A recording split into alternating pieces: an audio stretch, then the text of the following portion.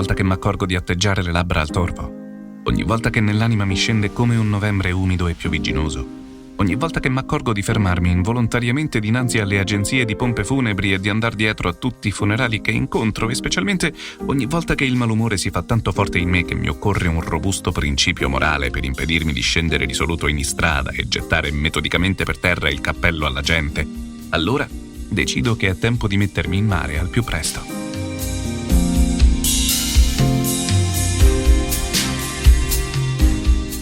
È piuttosto impegnativo prendere la parola dopo aver ascoltato Herman Melville in Moby Dick. Testo letto e direi mirabilmente narrato da Edoardo Camponeschi per Menestrandis. Trovate tutti i riferimenti nella sinossi. Menestrandis è un'etichetta indipendente di produzione di contenuti, audiolibri, audioracconti e notizie, che vogliamo davvero ringraziare di cuore per aver accettato di mettere a disposizione questa loro registrazione. Trovate l'audiolibro liberamente ascoltabile sul loro canale su YouTube, insieme ad una ricchissima collezione di tante altre opere narrate. Ma Andrea, perché iniziamo così questa puntata? Per far sentire la potenza di un buon testo. Si impossessa di te a tua insaputa, ti emoziona, ti trasporta lontano nello spazio e nel tempo. Ora pensa alle norme e agli atti amministrativi. Non devono essere paragonabili a capolavori della letteratura, ma se sono scritti bene, anche una semplice ordinanza comunale può entrare dentro di te a tua insaputa. Un testo chiaro e ben scritto ti rende più consapevole, è più facile rispettarlo e soprattutto stimola di più la partecipazione attiva delle persone.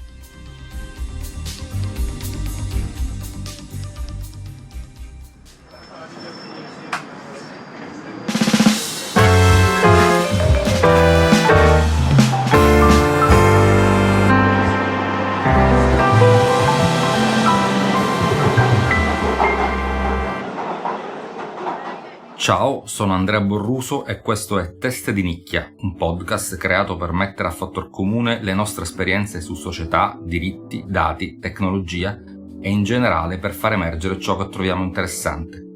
Ci puoi ascoltare su Spotify, Amazon Music, Spreaker e in generale su qualsiasi player podcast usando il feed RSS. La piattaforma su cui pubblichiamo è comunque Substack, basta cercare Teste di Nicchia Podcast e se ti va puoi mettere un commento non solo per suggerire approfondimenti ma anche per partecipare direttamente arricchendo il contenuto della puntata. Ti è piaciuta questa intro, Gerlando? Guarda, è scritta molto bene, guarda, complimenti. Io conosco l'autore, ma ti faccio notare due correlazioni non del tutto casuali. La parola feed RSS, che probabilmente tra chi ci ascolta è meno conosciuta del bosone di Higgs, ma noi comunque dedicheremo una puntata anche al tema del feed RSS, che è un tema che ci piace tantissimo. E poi, Gerando, se hai notato, io sono passato dal voi al tu, sì. Dal ci potete ascoltare al ci puoi ascoltare, perché il tono è importante nel linguaggio, ma ci torniamo tra poco. Andiamo all'esperienza che vogliamo raccontare. Io seguo spesso il sito delle notizie del Comune di Palermo, perché da cittadino voglio sapere sia quando andare a teatro sia quando non posso posteggiare la macchina sotto casa. Leggo due news molto, molto recenti che mi hanno lasciato. Sentiamo. Allora, la prima è Ordinanza 618, interventi di estendimento, rifunzionalizzazione delle reti idriche e fognarie delle città di Palermo. Questo era il titolo. Interventi di estendimento, rifunzionalizzazione delle reti idriche, accordo quadro numero, CIG numero, impresa Tizio Caio, contratto stipulato. Salto un paio di frasi, ma sono tutte in questa modalità. Poi si intravede nelle vie Serra di Falco e Malaspina richiesta ordinanza di chiusura totale parziale al transito. E qui tutto chiaro. Tutto chiaro, quindi io so cosa posso fare domani, ma ancora più interessante è la seconda, o forse più divertente, più che interessante, richiesta di referendum abrogativo numero 24A 01934 meno 24A 01935, questo è il titolo. Un'espressione matematica, sì, 42. Il risultato: sicuramente si comunica che la vice segreteria generale consentirà la raccolta delle sottoscrizioni per la proposta in oggetto indicata presso i propri uffici siti in orario piano secondo mercoledì dalle ore 10. Mi piace molto la proposta in oggetto. Sì, questo è eccezionale. Faccio notare che terribile, e la sezione news è terribile, ma ancora peggio nel primo caso era allegata all'ordinanza. Che era più chiara. L'ordinanza era micidiale, uno di questi documenti pieni di rimandi, l'introduzione, si conclude, si rimanda, eccetera, eccetera. Gerardo, ma è mai possibile che nelle ordinanze soprattutto, o nelle norme, si possa, diciamo, io direi parlare, comunicare così male? Andrea, allora, dobbiamo distinguere due situazioni. Una norma scritta male perché è scritta male in italiano, ed una norma che è scritta male perché è comunicata solamente con un linguaggio tecnico. Sul scritto male in italiano non ci possiamo fare nulla, è un problema di istruzione. Sul linguaggio tecnico diciamo che dobbiamo fare un attimo un distinguo. Le norme hanno bisogno di un linguaggio tecnico, la scienza giuridica è una scienza e necessita di un linguaggio tecnico. È rivolta alle persone e quindi il linguaggio tecnico non basta, perché il linguaggio tecnico crea una barriera di comprensibilità. Nelle caratteristiche della norma solitamente viene indicato che deve essere generale, astratta, positiva, coattiva, relativa, non si parla di chiarezza della norma. E pur tuttavia l'articolo 54 della Costituzione, quando dice che i cittadini hanno il dovere di essere fedeli alla Repubblica e di osservare le leggi e la Costituzione, implicitamente si dice che la norma deve essere chiara. Perché? Come faccio a osservare una legge se non è comprensibile? Come faccio a non parcheggiare la macchina in quella via se non è detto in maniera chiara che non posso parcheggiare? Addirittura una legge, la legge 400 del 1988, disciplina dell'attività di governo e ordinamento della Presidenza del Consiglio dei Ministri, all'articolo 13 bis, quindi un articolo che evidentemente è stato aggiunto, faceva riferimento alla chiarezza dei testi normativi, specialmente una cosa di cui non abbiamo parlato molto, ovvero quando viene modificata una norma e si rimanda le parole da a vengono sostituite con i e. Non capisco nulla. Devi citare quella norma, devi farmi capire esattamente di che stiamo parlando. Però voglio tornare alla questione delle ordinanze che hanno un impatto molto importante sulla cittadinanza. A questo punto è normale che vengano comunicate in questa maniera sui siti web, sui siti internet? No, non è normale, è è sicuramente fuori norma, perché il codice dell'amministrazione digitale, che è il testo unico che riunisce e organizza le norme riguardanti l'informatizzazione della pubblica amministrazione, in qualche modo i nostri diritti digitali, è una norma che abbiamo citato spesso e che probabilmente continueremo a citare. Nell'articolo 53 della versione corrente del CAD, si chiama così il nome breve della norma, prevede che vengono create delle linee guida per la realizzazione e la modifica dei siti delle amministrazioni. Sono linee guida molto interessanti, ci sono i temi dell'accessibilità, fare in modo che non ci siano barriere, ci sono i temi dell'affidabilità, della trasparenza, della sicurezza, quindi tutta roba che ha molto impatto. Non cito tutto l'elenco dei temi. Un tema, correlato a quello di cui stiamo parlando, è quello della semplicità di consultazione ed esperienza d'uso. Nel CAD si riporta, si deve utilizzare un linguaggio e un'organizzazione di contenuti adeguati all'utente destinatario. Molto importante. È stato prodotto poi un bellissimo documento che approfondisce con un linguaggio molto semplice, molto diretto, rivolto alle pubbliche amministrazioni che hanno dei siti internet, come utilizzare il linguaggio, ma anche come utilizzare i colori, i fonti, i caratteri, le spaziature. Oggi noi stiamo parlando soltanto di linguaggio ed è molto interessante perché leggo, sono scritte secondo me molto bene. Il punto principale, tu su questo ti danni, mettere le persone al centro della progettazione. Quel sito deve funzionare, lo devo comprendere, devo progettarlo pensando all'utente finale. E poi il linguaggio è una risorsa preziosa nell'intero ecosistema e ciclo di vita di un prodotto digitale.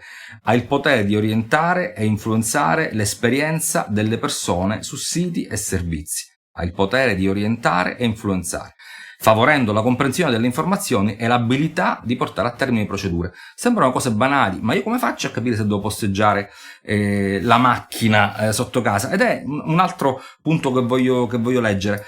Si sottolinea di evitare la cattiva pratica di riportare in interfaccia, quindi nei testi, nei pulsanti dei siti, testi concepiti per supporti analogici e destinati a personale amministrativo o legale.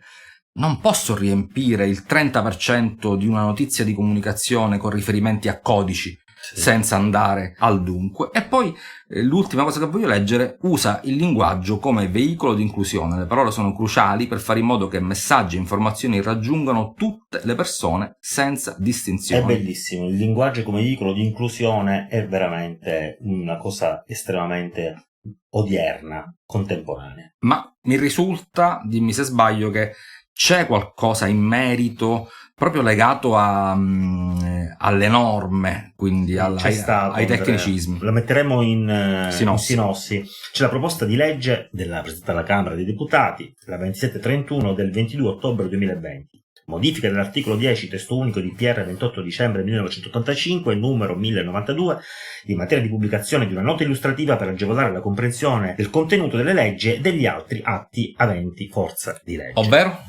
Ovvero, amici miei, comunque, no, la proposta di legge è molto bella. Quello che prevede è di inserire una nota informativa che spiega chiaramente di cosa sta parlando quella legge. Prende le mosse questa proposta di legge dall'articolo 54 della Costituzione che abbiamo già citato, dall'articolo 5 del Codice Penale che dice che l'ignoranza della legge non è una scusante.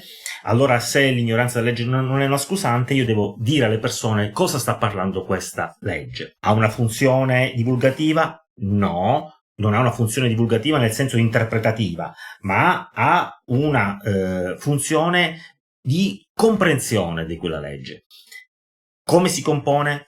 Premettere alla legge una nota illustrativa e soprattutto prevede la istituzione di un comitato di esperti, ed è molto importante, vedete, esperti che in materie giuridiche sicuramente, ma anche in linguaggio e comunicazione. Linguaggio e comunicazione sono due elementi diversi. La serietà di questa proposta di legge sta nel fatto, lo dico sempre, prevede non è a costo zero, prevede un fondo speciale che deve essere da finanziare in quelle materie specifiche individuate dal governo, il Fondo per interventi strutturali di politica economica.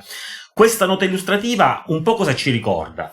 Le mitiche licenze Creative Commons è un testo, una norma che spiega a chi vuole riutilizzare un contenuto che ciascuno di noi può pubblicare, un contenuto creativo, una canzone, una fotografia, un quadro, dei dati, in cui è normato cosa l'utente che scarica, salva quei contenuti può farci. Lo può modificare, ricostruire una nuova canzone basata su quella, può prendere quei dati e creare grafici, applicazioni, dashboard. È una licenza pensata per la diffusione e la condivisione della conoscenza. L'obiettivo principale era questo. Ma cosa ha di bello? Che è un documento molto tecnico, diverse pagine, se te le stampi sono veramente tante, ma chi ha creato il sito principale ha sempre pensato che fosse fondamentale avere l'introduzione. Se voi arrivate sul sito della licenza non avete idea di cosa sia una licenza Creative Commons, di come funziona, c'è l'introduzione per punti, e c'è addirittura, ti fa le domande così tu hai chiaro, quindi vuoi condividere le tue creazioni con altri? Sì. Le vuoi condividere a scopo commerciale? Sì. Quindi addirittura con le domandine, come se io parlassi, ti aiuta a costruire, come se io parlassi con uno studente, esatto, e costruisce la licenza. Poi vi è anche la cosa che mi ha colpito, che è anche il cosiddetto common deed, cioè un simbolo user friendly che subito mi fa capire, come il divieto di transito o il senso unico, cosa posso fare con quella determinata opera. E aggiungo solo questo: per me da utente, che spesso accede a dati per fare cose, per fare mappe, faccio l'esempio, quando ne capivo molto poco di norme, licenze, eccetera, eccetera, avere un'introduzione mi ha dato tranquillità, e ho fatto cose, ho fatto l'applicazione, ho fatto la mappa, ho fatto l'avviso automatico, perché c'era scritto chiaro, lo capivo, dove potevo posteggiare o non posteggiare, certo, cosa potevo fare con i dati. Poi certo prevale sempre quello che è il legal code, cioè se devo approfondire c'è il codice legale, la licenza vera e propria. Ma la cosa molto interessante è che è prevista anche il Creative Commons Rights Expression Language, cioè informazioni leggibili anche da macchine, da computer. Ma Andrea, a questo punto io ti domando, se pensi bene, scrivi bene. Se scrivi bene, parli bene. Se parli bene, pensi bene. Se pensi bene, sei una testa di nicchia.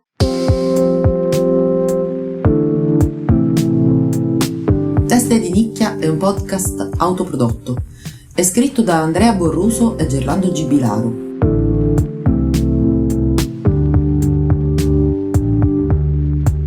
La cura editoriale, la supervisione e il producer sono assenti. In redazione non c'è nessuno.